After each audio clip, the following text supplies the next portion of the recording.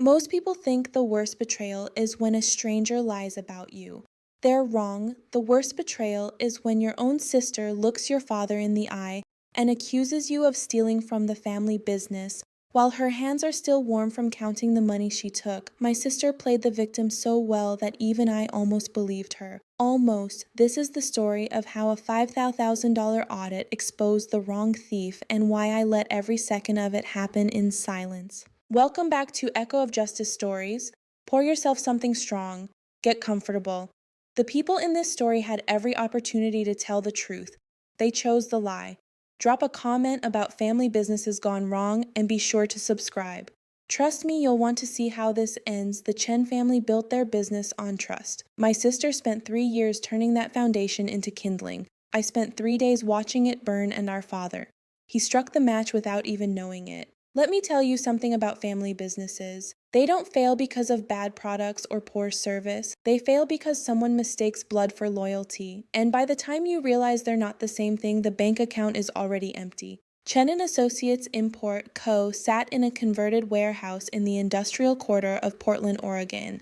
The kind of neighborhood where coffee shops with exposed brick hadn't arrived, yet where businesses still had metal security gates and owners who knew their shipping manifest by heart. My father, Henry Chen, 61, built the company from a single shipping container of ceramics in 1987, Taiwanese immigrant third-generation pottery family, the kind of man who could spot a counterfeit Ming Dynasty reproduction from across a warehouse floor. He had 3 rules: quality over quantity, family over profit, and never ever cook the books. My mother, Susan, 59, handled HR and customer relations, 20 employees who'd been with us for an average of 12 years. She made mooncakes every Mid-Autumn festival and knew everyone's kids' names. The kind of boss who cried at retirement parties. My sister, Michelle Chen, 29, MBA, from a decent state school designer. Handbags she claimed were vintage finds, a condo in the Pearl District that was just slightly beyond what her salary should afford. She had joined the company 4 years ago as operations manager. Our parents called it keeping it in the family. I called it inevitable. And me, David Chen, 32, Chief Financial Officer ID, worked every position in that warehouse, started at 16 loading trucks during summer break, worked shipping during college, moved to accounts receivable after my finance degree, promoted to CFO 3 years ago, not because I was family, but because I was the only one who could tell you where every dollar went. The office sat on the second floor, windowed walls overlooking the warehouse floor where forklifts hummed and shipping containers echoed. My desk faced the numbers, Michelle's faced the window. If you've ever worked with family, you already know the fault line I'm describing. There's what you earn and what you're owed. Michelle had spent her entire life confusing the two. Our father's office had a photograph on the wall. Black and white Hong Kong Harbor, 1986. A young man standing in front of a shipping container, hands in his pockets, squinting into the sun like he was trying to see the future. That man became my father. That container became our legacy. Michelle used to walk past that photo every morning without looking at it. I stopped to straighten the frame once a week. The difference between us, I knew what it cost. The first red flag was small. So small, I almost ignored it. March 2 years ago, I was reconciling quarterly expenses when I noticed an invoice for $3,200 to a vendor I didn't recognize. Pacific Rim Consulting Services rendered operational assessment. I walked to Michelle's office. She was scrolling through Instagram, a half-eaten salad pushed to the side of her desk. Hey, what's Pacific Rim Consulting? She didn't look up. Oh, that I brought in a consultant to assess our warehouse logistics. Found some inefficiencies. Did they write a report? Verbal recommendations, nothing formal. I stood there for a beat. We paid $3,200 for a conversation. She finally looked up, and there was something in her eyes I'd seen before. The same look she'd had at 14 when Mom asked about the missing grocery money. Bright, defensive, aggressively innocent David. If you want to micromanage every expense, be my guest. But Dad put me in charge of operations for a reason. I let it go. That was my first mistake. In my experience, the first lie is never the expensive one. It's the test run. It's checking if anyone's actually looking. I was looking. I just didn't want to see May, another vendor I didn't recognize. $4,800 supply chain optimization, July $5,200. Third-party logistics review, August, $6,100. By October, I'd found 11 invoices to 5 different consulting companies totaling $48,000, all signed off by Michelle. All vague, all paid. I did what any CFO would do. I called the numbers on the invoices. 3 were disconnected, 2 rang to voicemail boxes that had never been set up. One connected to a residential line where a confused elderly woman told me she'd never heard of Pacific Rim Consulting. I sat in my car in the parking lot that evening, staring at the warehouse lights through the windshield. The October rain drummed on the roof, and I did math. I didn't want to do $48,000, 11 invoices, 5 fake companies. My sister wasn't bad at operations. She was good at theft. There's a kind of nausea that comes when you discover someone you love is not who you thought they were. It sits low in your stomach, heavy and cold, and it doesn't go away just because you close the file. I didn't confront her that night. I should have. Instead, I went home, opened a beer I didn't finish, and stared at my ceiling until 3 a.m., listening to the rain and wondering when Michelle had stopped being my sister and started being a liability. Here is what nobody tells you about family betrayal. The hardest part isn't the anger, it's the hope, the stupid, stubborn hope that maybe you're wrong, that there's an explanation, that the person you grew up with who taught you to ride a bike, who split the last egg roll with you at Sunday dinners, isn't the person stealing from your parents' life's work. I wanted to be wrong so badly, I waited 3 more months before I did anything. That was my second mistake. The meeting was scheduled for 9 a.m. on a Tuesday in February. I didn't know what it was about until I walked into the conference room and saw the setup. My father sat at the head of the table, jaw tight. My mother to his left, hands, folded eyes red like she'd been crying. Michelle across from them, arms crossed, face arranged into something between hurt and righteous anger, and one empty chair. For me, the February light through the windows was thin and gray, the kind of Portland winter morning that makes everything look tired. "Sit down, David." My father's voice had that quality it got when he was trying not to shout. I sat.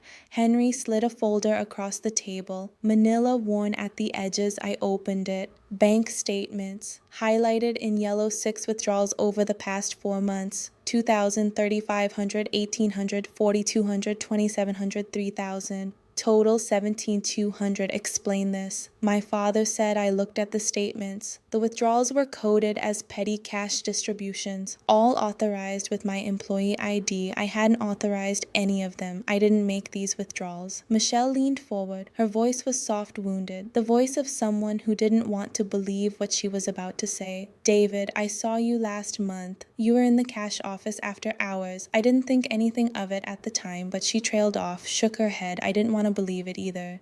"Let me tell you something about being falsely accused. The first instinct isn't anger. It's disbelief. Your brain can't process that this is actually happening, that someone is lying, that people are believing it.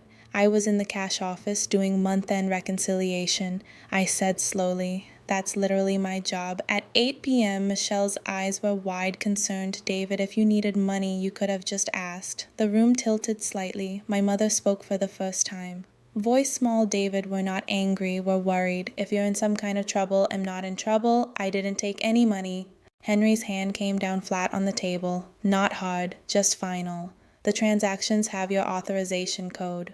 Michelle witnessed you in the cash office outside business hours. And frankly, son, you've been distant lately, stressed." He softened slightly. "We want to help, but first we need the truth." I looked at Michelle. She met my eyes, and in that moment I saw it, the calculation, the performance. The same look from when she was 14, and the grocery money went missing except refined now. Perfected Shed set this up. The withdrawals with my code, easy enough if you watch me log in.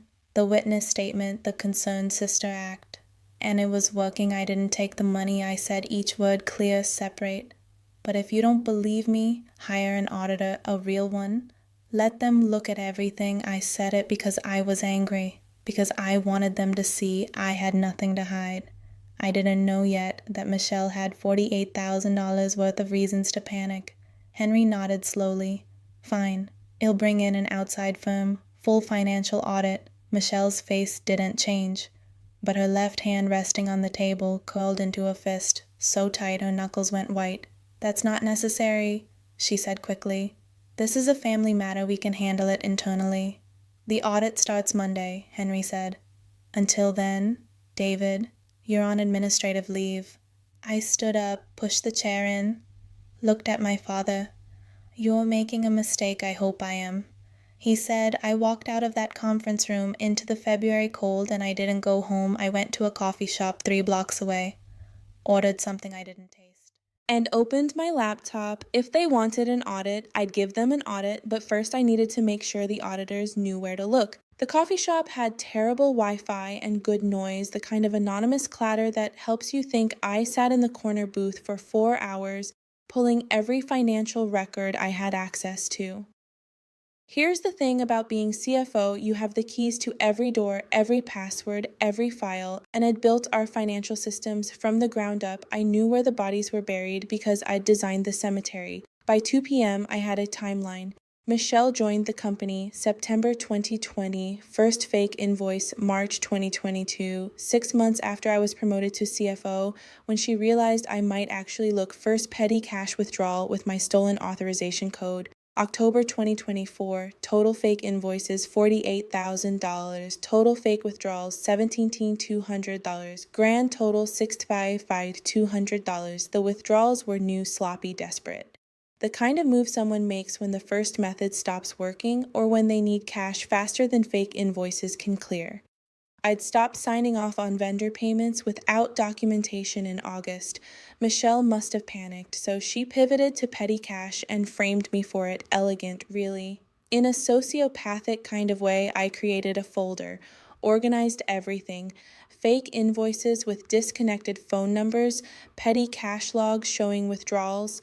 I never made cross-reference with security camera timestamps proving I wasn't even in the building bank records, showing deposits to an account under the name M. Chen Consulting LLC, a shell company registered to Michelle's Pearl District address. It took me 20 minutes to find that last part, Public Records Secretary of State Business Registry. Michelle had registered the LLC 3 years ago, probably thinking no one would ever check. In my experience, criminals aren't usually caught because they're stupid. They're caught because they get comfortable. Michelle got comfortable. I saved everything to 3 USB drives, one for the auditors, one for my lawyer, one for me. Then I did something I'm not particularly proud of. I called my college roommate, James Park, who'd gone on to become a forensic accountant at one of the Big 4 firms. "James, I need a favor, and it's going to sound insane." 20 minutes later, he called me back. "Dave, I talked to my boss. We can't take the job directly, conflict of interest, since you're my friend, but I recommended Patterson and Lee. They're sharks. If there's something to find, they'll find it." What if I told you exactly where to tell them to look? That would be unethical. What if I sent you a folder of preliminary findings and you happened to mention to Patterson and Lee that the CFO is extremely cooperative and has already organized key documentation? Another pause. Longer. That would be helpful to the audit process. I emailed him the folder. That night, I didn't sleep.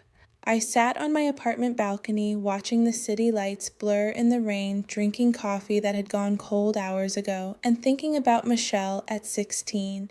She'd been caught shoplifting from a department store, makeup, expensive stuff. Mom and Dad never called the cops, just paid for the items and grounded her for a month. She made a mistake, Mom had said. Everyone deserves a second chance. I wondered how. Many chances we'd given her, and when second chances became enabling, the rain fell, the city hummed, and somewhere across town, Michelle was probably sleeping just fine. Patterson and Lee arrived on Monday morning at 8 a.m. sharp, 2 auditors, Joe Patterson, mid-40s, gray suit, the kind of handshake that said, "I've ended careers," and Sophie Lee, late 30s, rolling briefcase, laptop bag, eyes that missed nothing. I met them in the lobby. My father had lifted my administrative leave for the audit process. They needed access to financial systems, and I was the only one who knew where everything lived. Michelle was already in the conference room when we walked in. She'd dressed carefully, modest blouse, minimal jewelry, the performance of someone with nothing to hide. "Thank you both for coming," Henry said, shaking their hands. "We want this resolved quickly and quietly. Well, be thorough. Zhao said should take about a week for a company your size. Sophie opened her laptop. Well, need access to all financial records dating back 5 years, bank statements, invoices, payroll, petty cash logs, vendor contracts. David will get you everything, Henry said. Michelle smiled. We're an open book. I showed them to the empty office we'd set up as their workspace. Zhao closed the door. Mr. Chen, he said quietly, we received some preliminary documentation from a colleague. Very organized, very thorough. I believe in making the audit process efficient. Sophie pulled out a printed list. We'll start with vendor verification. Can you provide contact information for? She read off 5 names. All Michelle's fake companies. I'll pull those files immediately. I spent the next hour delivering exactly what they asked for. Every fake invoice, every disconnected phone number, every piece of evidence I'd compiled presented as if I was just being a cooperative CFO. By noon, Sophie had called 3 of the vendors I knew because I was in my office next door and the walls were thin. Hello, Im calling from Patterson and Lee regarding an invoice for Chen and Associates, I see. And your business provides what service landscaping I see, and you've never worked with an import company in Portland. Thank you for your time. She hung up. A pause. Then Zhao's voice lower. Flag it by Wednesday. They'd trace the shell company I know, because Sophie requested Michelle's employment contract and asked HR for a list of any business entities employees were required to disclose. Michelle hadn't disclosed M. Chen Consulting, LLC. Zhao requested her personnel file. I delivered it personally. Thursday afternoon, they asked to interview Michelle. She came into the conference room smiling, confident, sat down across from 2 auditors whose faces gave away nothing. I wasn't in the room, but the walls were thin and I was right next door. Ms. Chen, can you explain your relationship with Pacific Rim Consulting? They're a vendor we used for operational assessment. Why their phone number is disconnected? A pause. Oh well, they must have closed small consulting firm. Do you have any documentation from their assessment? It was verbal recommendations for $3,200, quality costs money. Ms. Chen, do you own a business entity called M. Chen Consulting LLC? Silence. Long enough that I could hear the ventilation system humming. I registered that a while ago for a side project. It never went anywhere. Did that side project involve invoicing your family's company for $48,000 in fake consulting services? I didn't hear Michelle's answer, just the sound of a chair scraping back fast. Her voice rising, I don't have to answer these questions. This is harassment.